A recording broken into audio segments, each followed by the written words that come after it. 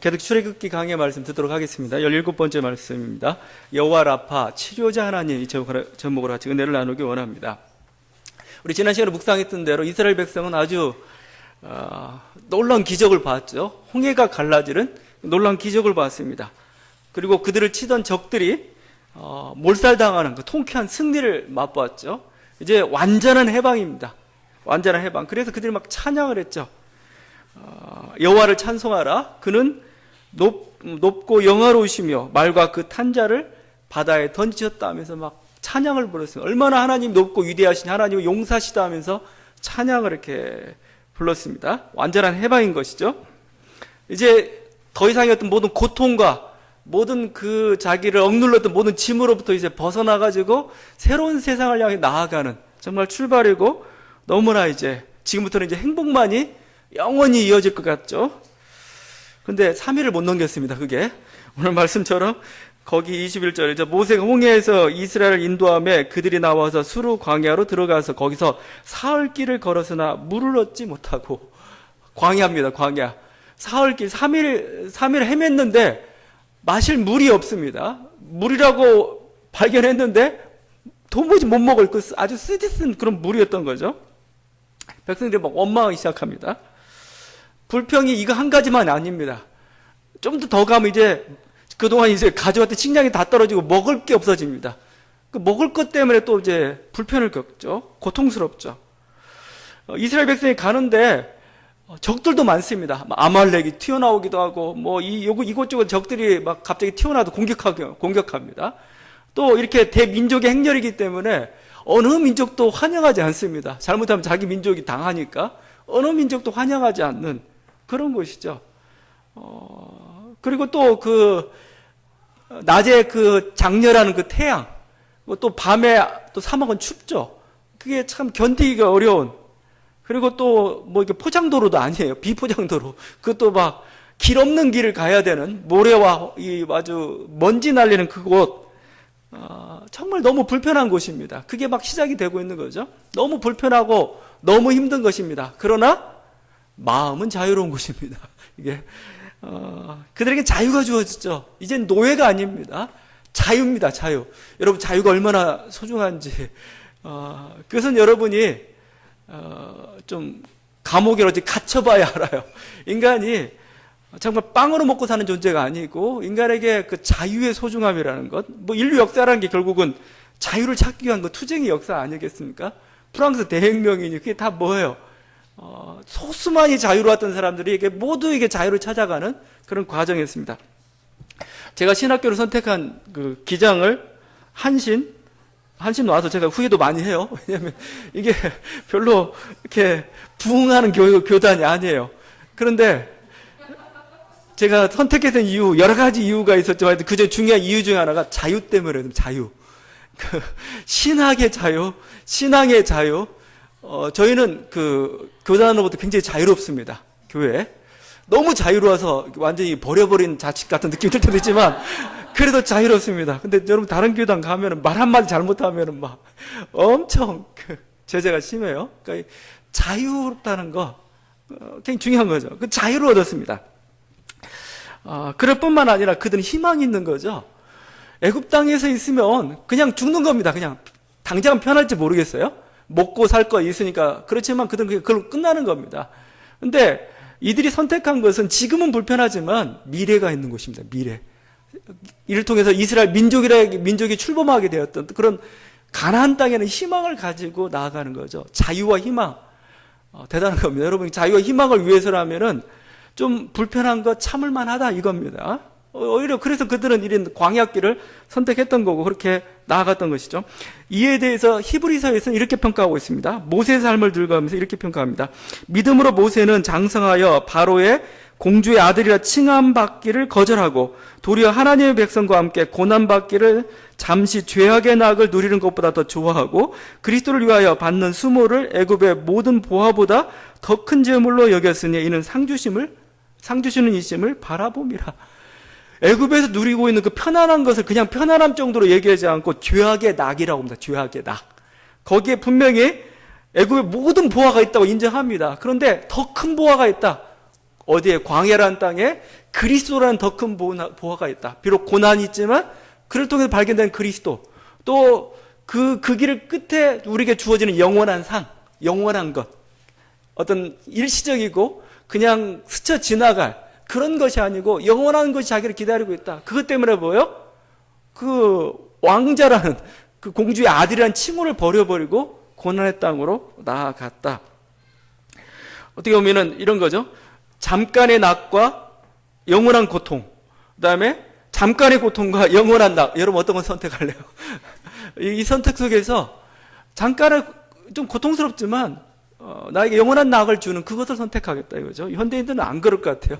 자기 내 영혼을 팔아서라도 나는 애굽의 풍요를, 요즘 하여튼 뭐 그렇게 되었지만 그거죠. 애굽의 풍요보다 우리에게 준 하나님의 자유, 희망, 신앙, 우리는 그걸 쫓아서 나왔던 것이고 그들은 잘 선택했습니다. 그런 길에서 이 광야길을 만나게 된 것이죠. 그래서 이 광야는 광야 학교란 말을 씁니다. 광야 학교. 광야 학교. 왜냐면 이 애굽에 살던 어떤 삶의 방식을 다 버려버려야 돼요. 이거 애굽에 살았던 그 노예 근성, 물질 어떤 우상에 매여있던 그것을 벗어버려야 됩니다. 광야는 아무것도 없잖아요. 오직 하늘만 바라봐야 되거든요. 하나님만 의지하면서 가는 것이죠.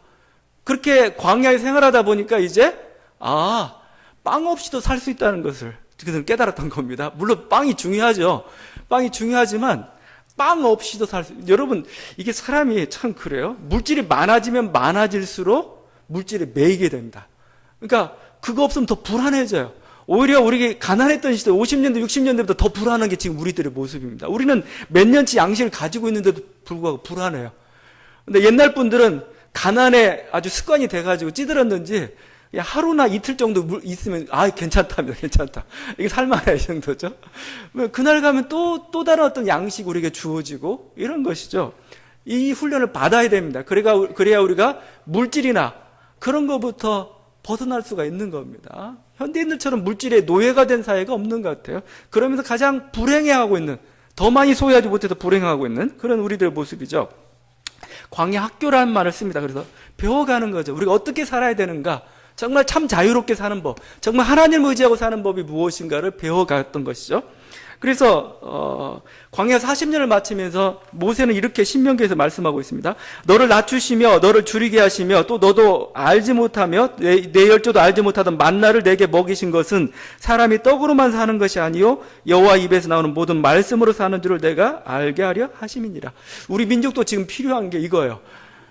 이 사람이 빵으로 사는 게 아니구나 이거죠. 하나님 말씀으로 사는구나라는 것을 깨달아야 되고 자기 생활 속에 나와야 됩니다. 근데 우리 사회가 지금 아니죠. 정말 빵에 매여 있는 사회가 우리들의 모습이고, 빵 가지고 사람을 정말 자존심 상하게 만들고, 또 빵 가지고 또 어떻게 보면은 정말 우리가 매여서 살아가고 우리했던 비참 문명들을 보고 있죠. 어떻게 보면 애굽입니다. 이 땅이 애굽입니다.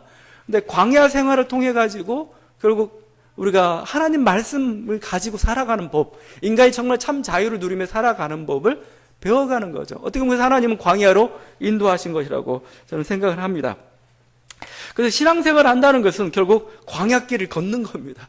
여러분 우리가 신앙생활 물론 여러분이 뭐 신앙생활 안 했다고 해서 광야길 안 걷고 그렇지는 않아요. 여러분 항상 광야길입니다. 인생이란 게 항상 뭐 좋은 것만 있는 거 아니잖아요. 쓰고 뭐 아픈 것도 있고 막 그런 거죠. 어차피 가야 될 인생길입니다. 내가 신앙을 가졌다고 해서 그렇다고 내 인생이 갑자기 광야가 낙원으로 바뀌느냐? 아니요, 똑같이 광야입니다. 여러분이 예배를 마치고 밖으로 나가는 순간 여러분은 또 인생이란 광야로 이렇게 나가는 거죠. 자, 그런데 보니까 한 가지 다른 게 있어요. 한 가지. 뭐냐면 전에는 혼자 걸었는데 이제는 함께하는 분이 있습니다. 함께하는 분. 하나님이죠, 하나님. 저는 광야길을 혼자 걸었어요. 신앙생활 한다는 건 뭐냐? 여러분에게 여러분 돈을 주는 게 아닙니다. 주님을 주는 겁니다. 주님과 함께 그 광야길을 걷는다는 겁니다. 광야길을. 그러니까 여러분 혼자, 주님께서는 네가 기도할 때 내가 도와주겠고, 네가 아파할 때 내가 함께 하겠고, 네가 정말 위기에 처해 내가 구해주겠고, 정말 네 적은 나의 적으로 생각하겠고, 이거죠. 여러분, 그래서 결혼입니다. 결혼.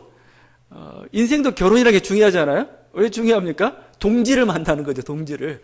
혼자 거기 힘든데 동지를 만나가지고 함께 걸어가는 거죠. 이게 힘인 거고, 이게 기쁨인 거고, 우리가 동지가 있으면 어떤 곳이든 갈 수가 있어요. 마찬가지입니다. 신앙 속에서 우리가 신앙을 했다는 거, 우리가 신앙을 갖게 됐다는 것은 내 인생에 돈이 주어진다는 게 아니고, 그냥 복이 하늘로부터 떨어진다는 그게 아니고, 우리 주님을 주신다는 겁니다. 우리가 주님과 함께 기도하고, 주님과 함께 고통을 맞아가면서 이제 걸어가는 것이죠. 이게 우리들이 걸어가야 될 그런 광야길입니다. 여러분, 그래서 이 광야길 속에서 여러분이 정말 인생 속에서 그 하나님의 도우심을 체험할 수 있기를 바랍니다. 애굽에서는 주님을 만나기 어려워요. 왜냐하면 모든 게 다 있는데 뭐하러 주님을 찾겠어요? 먹을 게 다 있는데. 광야는 먹을 게 없기 때문에 하나님을 찾는, 하나님 좀 도와달라고. 그러다가 하나님 그 도우심을 입는 것이죠. 중국의 어떤 유명한, 아직도 기억이 좀 나는데, 중국에서, 윈 형제라고 이렇게 가정교회 하면서 여러 가지 어떤 기적들, 놀라운 기적들을 행했던 그 사람이 있습니다. 그 사람이 이제 서구로 탈출을 했어요. 이제 서구에서 집회를 하고 있는데 어떤 분이 물었습니다. 왜 중국에서는 중국이 어려웠던 시절입니다. 그때가 한 70년대, 80년대 한참 핍박기였죠. 기적이 많이 나타났는데 왜 서구에는 안 나타나느냐? 그래서 대답했던 게 그겁니다. 당신들은 기도할 이유가 없지 않느냐 이거죠. 풍족하니까 다. 우리는 기도 않고는 못 산다 이겁니다. 그래서 하나님을 만났던 것이죠. 여러분 인생 광야길에서 하나님을 체험할 수 있기를 바랍니다. 하나님 만날 수 있기를 바라고, 이스라엘, 그래서 어떻게 보면 하나님 그들을 그래서 일부러 광야길로 이렇게 더 몰아가신 건지 몰라요. 그래서 하나님을 만나고 또 하나님과 함께함으로써 그 능력 속에서 참 자유를 맛보는 그 인생들, 그렇게 만들어 주신 것이죠. 자, 하여튼 이런 어떤 광야길로 접어들었습니다. 광야길로 갑니다. 근데 결국 3일 만에 위기를 맞고 말았죠. 마라라는 곳에 왔는데, 이제 막 3일 동안 걸었으니까 물도 없고, 가져온 물도 다 떨어지고 힘들었을 거 아닙니까? 너무, 샘물이 너무 좋은 거죠. 막 가서 먹었는데, 물이 너무 써요. 너무 써가지고, 마실 수가 없는 겁니다. 그러니까 사막 같은데 그런 물이 있나 봐요. 지금도 이렇게 성지순례 하다 보면은 마라라고 추정되는 곳을 우리가 지나칩니다. 이게 바닷가로부터 멀리 떨어져 있지는 않아요. 그래서 그런지 모르겠는데 염분이 많습니다. 염분이. 그래가지고 먹기에 힘이 듭니다. 못 먹어요. 먹으면 잘못하면 병도 나고 배탈도 나고 막 이런 것이죠. 아마 여기서도 배앓이라는 사람이 많았을 겁니다. 쓰러지거나 배앓이하는 사람들을 먹고 막 그랬을 가능성이 굉장히 높아요. 그러니까 막 사람들이 불평이 생긴 거죠. 그러니까 보면은 배앓이 했다는 기록은 안 나타나있지만 하나님이 여기서 여호와 라파, 치료하는 하나님이라 나오고 있잖아요. 뭔가 이스라엘이 그 물 먹고 병이 난 거예요. 못 먹는 물인 거죠. 그러니까 막 화가 나고 막 이런 상태인데 아마 일곱바스는 뭔가 이렇게 하여튼 병이 났던 것 같습니다. 막 불만이 폭발한 겁니다. 그래서 이제 모세가 하나님께 기도하죠. 막 부르짖죠. 부르짖으니까 하나님이 어떤 나무를 가리킵니다. 그 나무를 가리키면서 이 나무를 그 물에 던져라. 던졌습니다. 던지니까 갑자기 달아졌습니다. 이 나무가 뭔 나무인가? 그래서 어떤 사람은 실제 그 나무를 찾아다니는 사람도 있고 그런 나무가 있다. 어떤 비법이 있다. 이렇게 쓴물을 우리도 물을 정화하는 그런 게 있겠죠. 나름대로. 자, 그러나 그게 나무의 효력이 있어서 그런지 뭔가 정말 기적적으로 된 건지 모르겠지만 이스라엘이 여기서 체험한 하나님이 있습니다.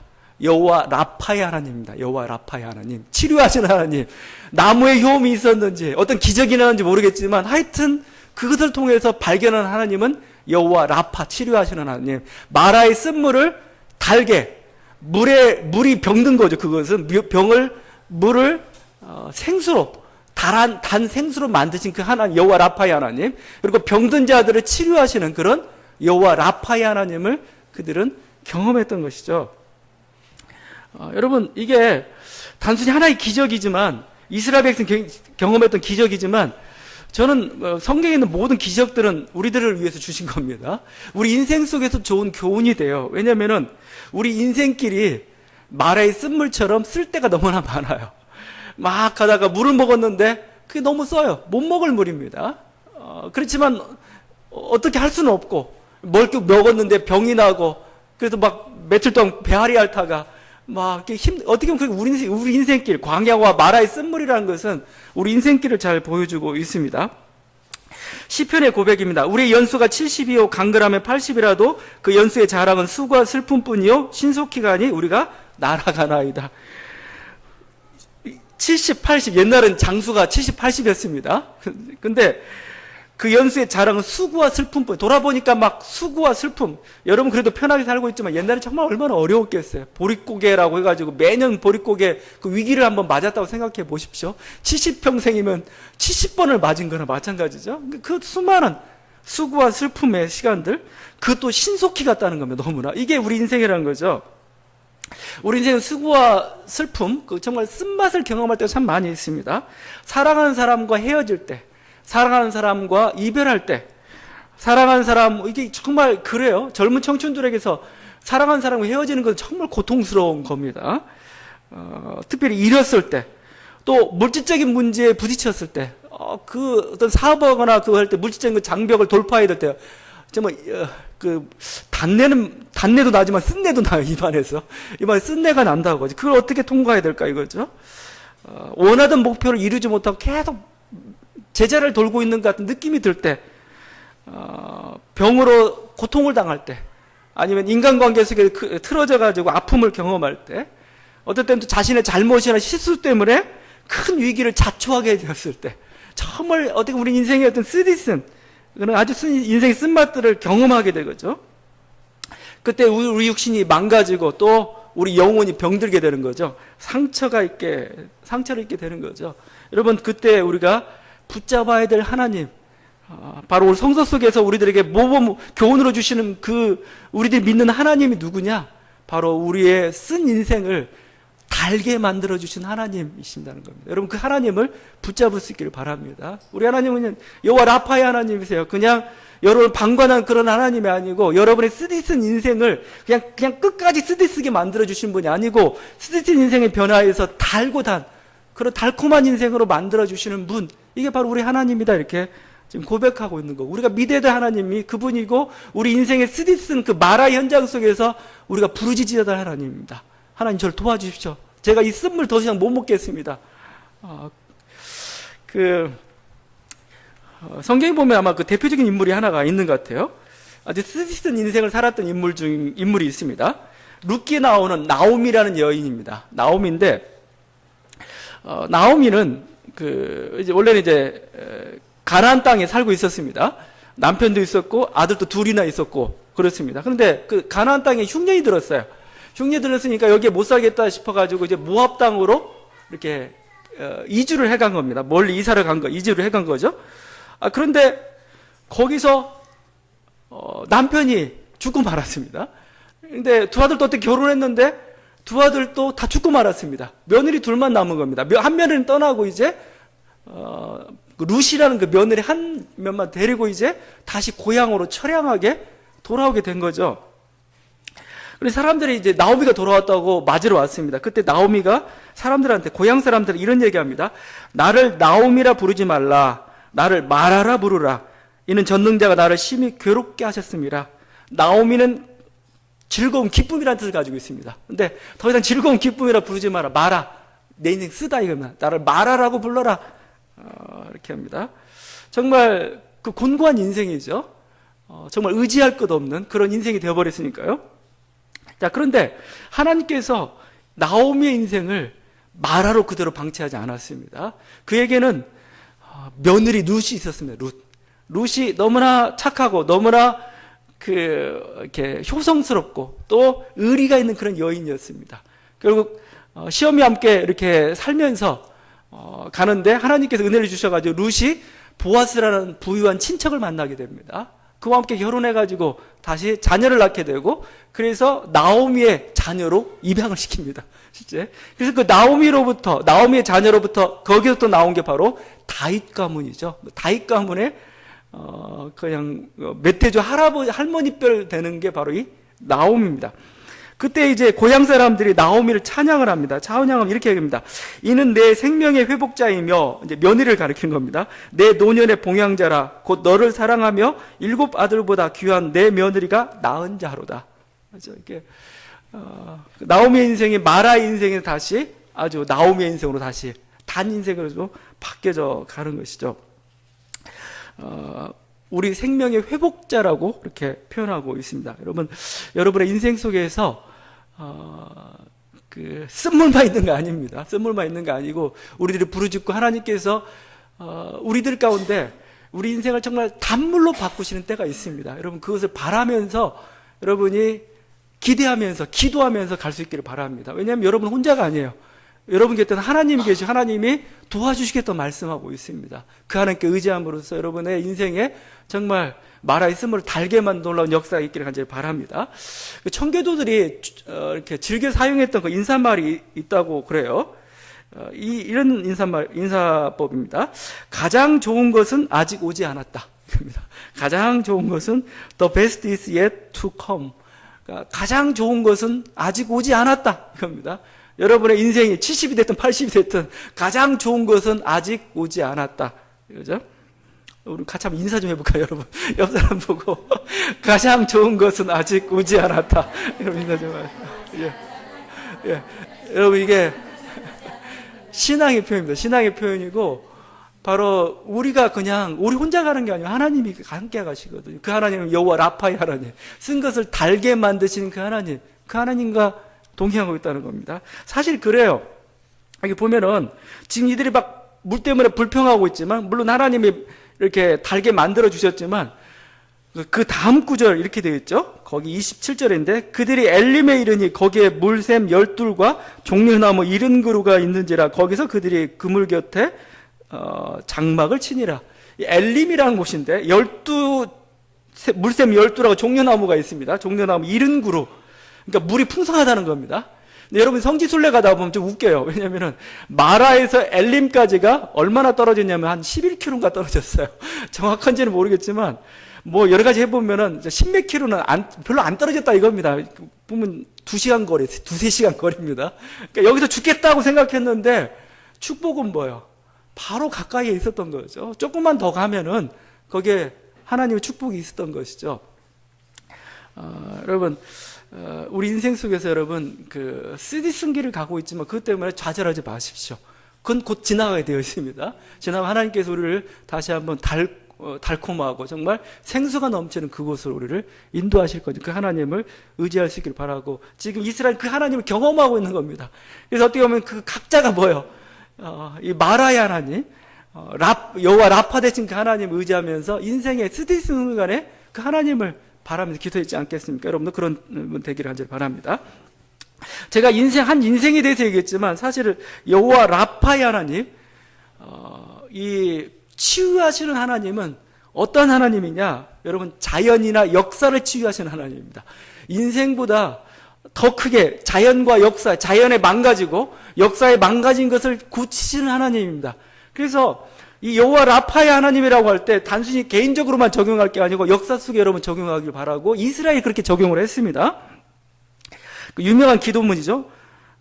솔로몬이 성전을 건축하고 이렇게 했을 때 하나님께서 솔로몬에게 나타나셔 주셨던 약속의 말씀이 있습니다. 이렇게 말씀하셨습니다. 내 이름으로 일컫는 내 백성이 그들의 악한 길에서 떠나 스스로 낮추고 기도하며 내 얼굴을 찾으면 내가 하늘에서 듣고 그들의 죄를 사하고 그들의 땅을 고칠지라. 그들의 땅을 고칠지라. 네가 겸비해서 내게 기도하면 이 성전에 와서 나를 향해서 기도하면은 내가 그 기도를 듣고 땅을 고치겠답니다. 땅을 고치겠다. 땅을 치료하겠다는 겁니다. 그럼 땅이 뭐가 망가질 건데? 예, 여러분 땅이 가뭄이나 아니면 땅이 뭔가 이렇게 지진이나 땅이 어떤 자연재해로 말미암아서 땅의 어떤 풍요로움들이 사라졌잖아요. 그 병든 겁니다. 성경에서 얘기하는 병든 겁니다. 그게 땅이 병든 겁니다. 그 땅을 고쳐주겠다는 겁니다. 그 땅이 우리가 나라나 민족이 완전히 패망해가지고 팽화하게 되면 완전히 폐허가 돼버리죠. 황무지가 되거죠. 그 땅이 죽은 겁니다. 그 땅을 다시 살려내겠다는 겁니다. 이게 바로 여호와 라파의 하나님이고 이스라엘이 고백하고 있는 게 그겁니다. 지금 이 기도를 언제 했겠습니까? 이 기도를 이들이 바벨론 땅에서 이들이 정말 포로된 그 바벨론 땅에서 했던 기도라고 저는 생각이 해요.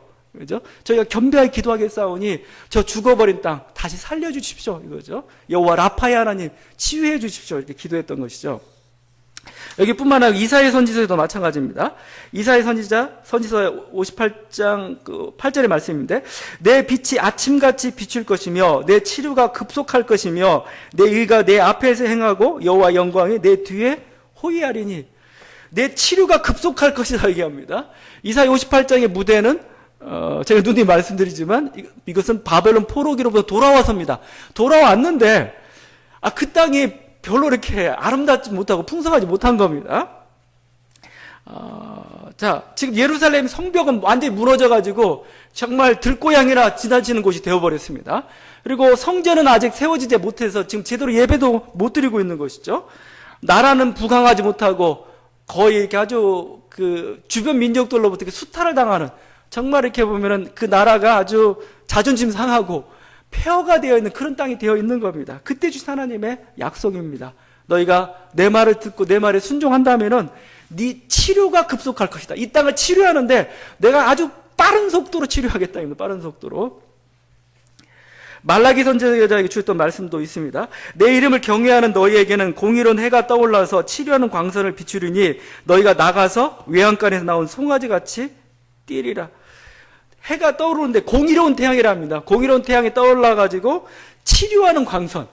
마치 막 그 태양빛이 쫙 비치면서 모든 생물이 살아나듯이 그 정의의 태양이신 우리 하나님의 태양이 뜨니까 뭐예요, 이제? 치료하는 광선이 막 나와가지고 우리 한 사람 한 사람뿐만 아니라 그 역사가 깨끗이 상처로부터 건강하게 되는 그런 그림이죠. 자, 그 구체적인 모습을 이렇게 그 송아지가 외양간의 송아지, 막 외양간에 갇혀있던 송아지가 막 풀밭에 한번 내놓아 보십시오. 막 이리저리 뛰면서 막 신나가지고 뛰는데 그것처럼 만들겠다 이겁니다. 그때의 모습을 말라기에서 이렇게 표현하고 있습니다. 내가 너희를 위하여 메뚜기를 금하여 너희 토지 수산을 먹어 없애지 못하게 하며 너희 밭에 포도나무 열매가 기한 전에 떨어지지 않게 하리니 너희 땅이 아름다워짐으로 모든 이방인들이 너희를 복되다 하리라. 이게 치료받은 모습입니다. 치료받은. 그 전까지는 막 황무지요, 아주 이게 도적의 땅이었는데 이제 뭐지, 아름다운 소산을, 정말 아름다운 땅이 되게 했다는 거죠. 너희 땅은 너무 복되다, 이게 복되다 이거죠. 치료받은 땅의 그 건강함을 하나님께서 회복시켜 주시겠다. 이게 치유라는 광선입니다. 여러분, 근데 이 나라나 땅이 왜 이렇게 병이 듭니까? 왜 질병이 듭니까? 오늘 제가 세 구절, 이렇게 중요한 세 구절의 말씀을 드렸는데, 거기에 보게 되면은 역사나 땅이 이렇게 질병이 들고 상처를 받는 이유, 중요한 원인 하나 밝혀주고 있습니다. 그건 뭐냐면 정의입니다. 정의. 의의 길을 떠났을 때 땅이, 역사가 망가지고 병드는 겁니다. 앞에 그렇게 했죠. 악한 길에서 떠나라고 했죠. 악한 길에서. 하나님 땅을 고치는데 조건이 뭐예요? 악한 길에서 떠나라는 거죠. 니네 악한 길에 갔기 때문에, 의롭지 않은 길에 갔기 때문에 그 땅이 망가진 거고 역사가 병든 거라 이거예요. 자, 이사야에서 이렇게 말씀드려요. 내 의가, 내 정의가 네 앞에서 행하고, 우리 앞에 정의가 있다는 거예요. 정의. 더 결정적인 것은 오늘 아까 말라기서 말씀이죠. 의로운 태양, 공의로운 태양, 정의로운 태양입니다. 여러분, 정의를 태양에 비유하고 있죠. 옛날 고대 사람들 생각해 봐야 됩니다. 이 태양이란 존재는 모든 생명의 근원입니다. 그래서 옛날 사람들 이렇게 생각한 겁니다. 아침에 태양이 비치면 아침 해가 떴다가 아닙니다. 태양이 딱 비치면서 뭐죠? 모든 만물이 다시 살아나는 겁니다. 이게 태양입니다. 근데 뭐예요? 공의로운 태양이 떠올랐단 말은 뭐예요? 역사가 병들어 죽어 있는 겁니다. 어둠입니다. 근데 뭐죠? 여기가 정의가 비치는 순간, 정의가 실현되는 순간 마치 태양을 통해서 생물이 소생하듯이 나라가 사는 거고 역사가 사는 겁니다. 이게 정의가 가지고 놀라운 힘입니다. 그러니까 마치 정의가 어떤 도덕적인 법칙처럼 보이기도 하지만 어느 순간에는 마치 뭔가 그 태양처럼 힘을 가지고 있습니다. 힘을. 그게 이루어져야 된다는 거죠. 자, 그래서 아모스는 이렇게 고백하고 있죠. 오직 정의를 물같이 공의를 마르지 않는 강같이 흐르게 할지어다. 지금 정의가 없는 세상은 뭐예요? 이렇게 죽어버린 땅입니다. 사막과 같은 곳입니다. 근데 거기에 정의가 흐른다는 건 뭐예요? 강이 흐른다는 겁니다. 강이. 물이 있으면 살게 되어 있습니다. 물이 있으면 살게 되어 있는 거죠. 정의가 회복되면 나라가 사는 겁니다. 역사가 사는 것이죠, 여러분. 여러분, 이게 성경이 바라보는 관점입니다. 역사가 어떻게 사느냐, 역사가 왜 망가르냐, 정의가 없기 때문에 상처받고 망하는 거고, 하나님께서 어떻게 역사를 회복시키느냐, 정의를 회복시킴으로써 역사가 사는 거고, 나라가 살고 역사가 살아야 땅이 회복된다는 겁니다. 땅이 이게 성서가 바라보는 관점이죠. 그래서 경제나 국방보다 더 중요한 게 정의입니다. 정의. 이게 성서의 관점이기도 하고 동양 고전 논어의 관점이기도 하고 그렇습니다. 공자하고 이제 제자들이 이렇게 이야기를 나누고 있는데 자공이 스승에게 물었어요. 정치가 무엇이냐? 딱 얘기하고 물어보았습니다. 이때 공자가 세 가지를 얘기합니다. 식량을 풍족하게 하고 경제죠. 군비를 충분케 하며 군사죠. 백성의 신뢰를 얻어야 된다. 이렇게 얘기했습니다. 이 세 가지를 얘기한 겁니다. 자공이 연이어서 물었습니다. 만약 셋 중에 하나를 버린다면 무엇을 제일 먼저 버려야 됩니까? 뭐겠어요? 공자는 군사를 버리라고 했습니다. 부득이해서 이제 둘 중에 하나를 버린다면 무엇을 버려야 됩니까? 공자가 말하기를 식량을 버려라 했습니다. 이렇게 얘기합니다.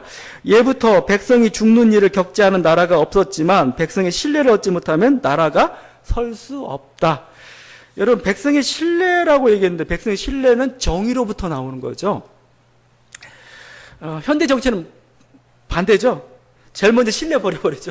그 다음에 경제 버려버리고 나중에 군사를, 이게 있어야.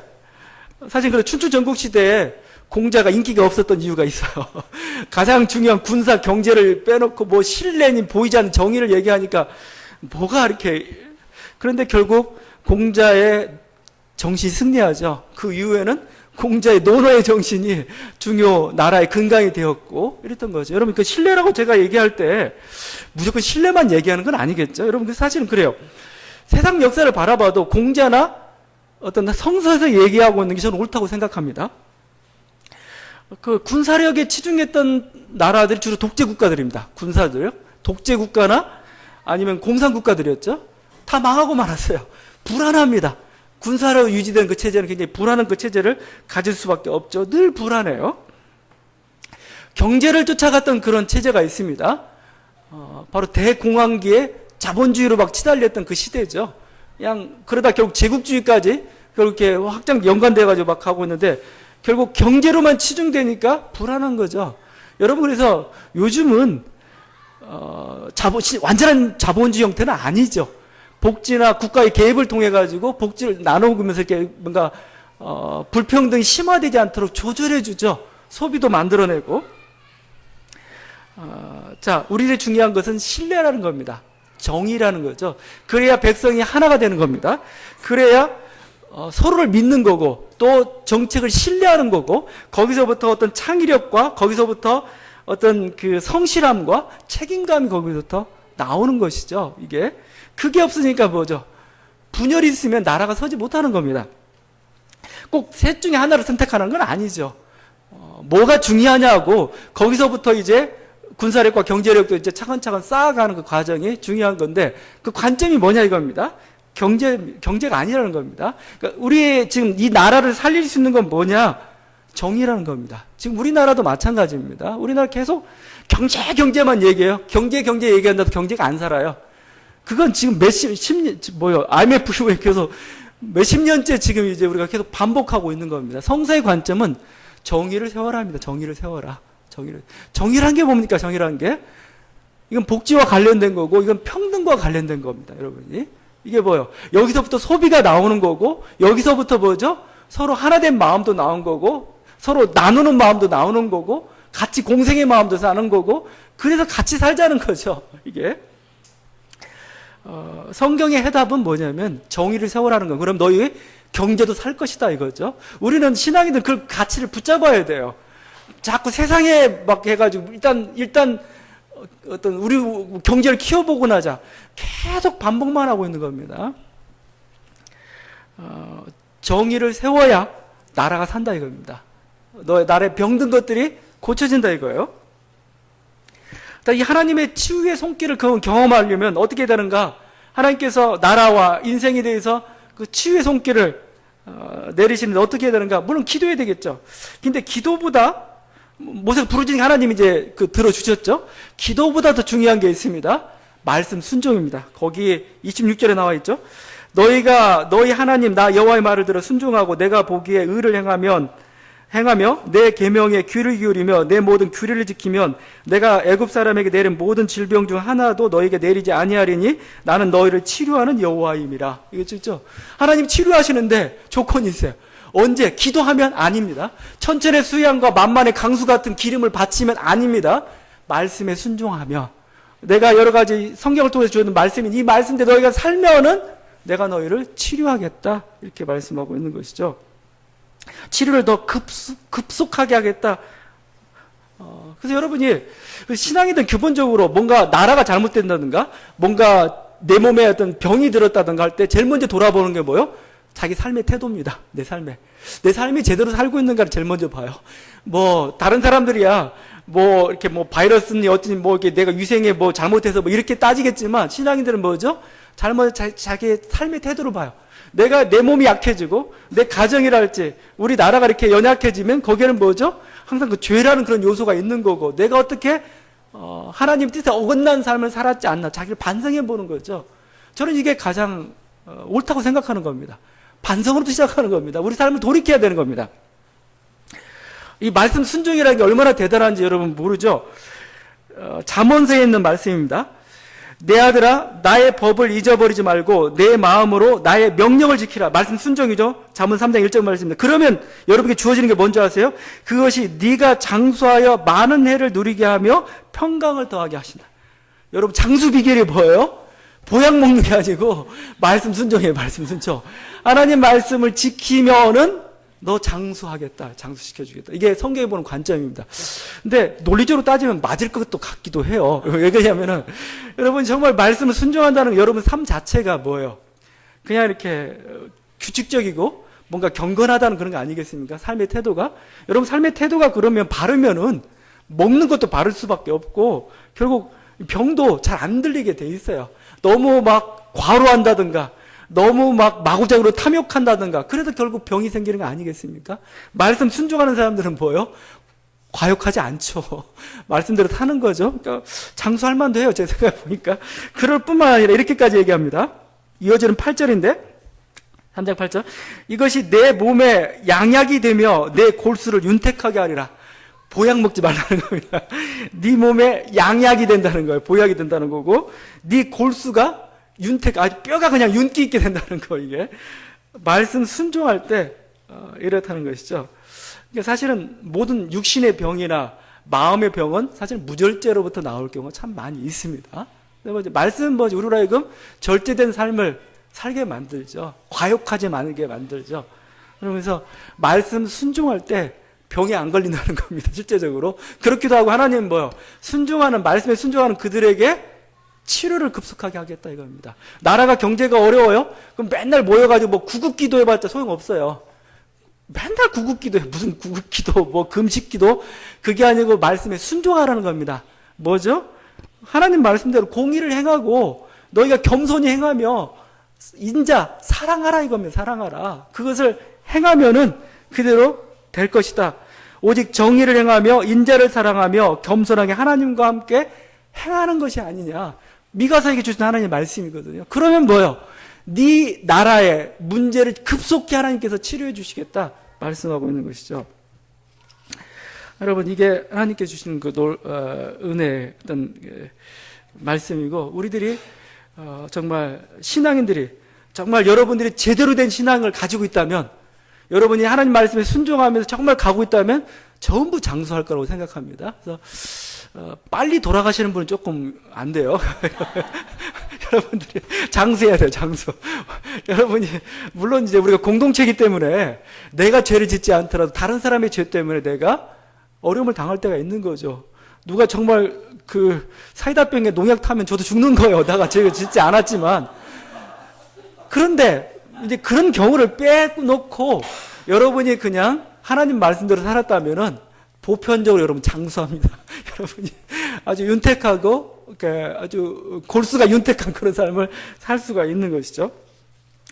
여러분 이 마라의 쓴물을 달게 했던 그 나무는 그 출애굽 때 그때만 있는 게 아니고 지금 여러분에게도 주어졌습니다. 바로 십자가의 나무죠. 십자가의 나무.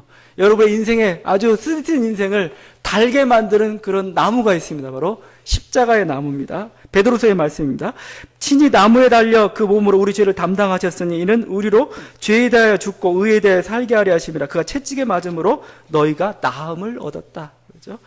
우린 죽어버린 우리 영혼이 이 십자가의 나무를 통해서 뭐죠? 우리는 다시 영원한 삶을 얻게 되었습니다. 저주와 슬픔으로 가득 찼던 우리 인생이, 쓴 인생이 그리스도 십자가 앞에서 이제 감사와 기쁨과 찬양으로 바뀌게 됩니다. 실제적으로 육체적인 질병으로부터 하나님께 낫게 해주십니다. 채찍에 맞음으로 나음을 입었다. 이 나음이 뭐예요? 주님께서 등에 맞았던 그 상처 자국들은 뭡니까? 그것은 어떻게 우리들이 받아야 될 그런 상처들입니다. 우리들이 가지고 있을 육체적 질병들입니다. 주님이 그 육체적 질병을 다 짊어지고 가셨다는 겁니다. 여러분이 그 그리스도를 바라볼 수 있기를 바랍니다. 코바디스의 코바디스가 아니죠. 배너죠. 배너의 그 마지막 장면이 참 인상적입니다. 예수님이 돌아가시는데, 예수님이 십자가에 돌아가시면서 막 비가 쏟아집니다. 비가 쏟아지는데, 그때 주인공 배너의 어머니와 누이가 문둥병에 걸려 있습니다. 근데, 배너가 무슨 깨달음을 얻었는지, 그 누이의 어머니를 찾아다가 전부 비를 맞게 합니다. 막 이렇게. 근데 그 순간에 모든 문둥병이 씻은 듯이 나아지죠. 하나의 그냥 영화적 장치지만 여러분, 우리 주님께서 십자가를 통해서 우리들에게 주시고자 하는 그 은혜죠. 너의 채찍에 맞음으로 나음을 입었도다. 여러분이 질병을 가지고 있고 연약함을 가지고 있다면 주님 십자가 앞에 나오십시오. 그렇게 기도하십시오. 주께서 채찍에 맞으심으로써 나의 모든 상처와 나의 모든 질병들을 다 가져가셨습니다. 제 안에 지금 연약함이 있습니다. 제 안에 질병들이 있습니다. 하나님, 지금 낫게 해주십시오. 주님의 능력의 손을 펼쳐주십시오. 2000년 전 그 팔레스틴 땅에 주님께서 친히 손을 뻗어서 치유하셨다면 이젠 저에겐 십자가 나무를 주셨습니다. 이 십자가를 통해서 우리들에게 놀라운 나음의 역사를 이루어 주십시오. 시편의 찬양입니다. 그가 내 모든 죄악을 사하시며 내 모든 병을 고치시며 내 생명을 파멸해서 속량하시고 인자와 긍휼로 관을 씌우시며 좋은 것으로 내 소원을 만족하게 하사 내 청춘을 독수리같이 새롭게 하시려도다. 새롭게 치유하시는 여호와 라파의 하나님의 은혜를 있기를 간절히 바랍니다. 같이 기도하시겠습니다. 우리 기도할 때 정말 여러분의 쓰디쓴 것들을 내어놓기를 바랍니다. 하나님, 우리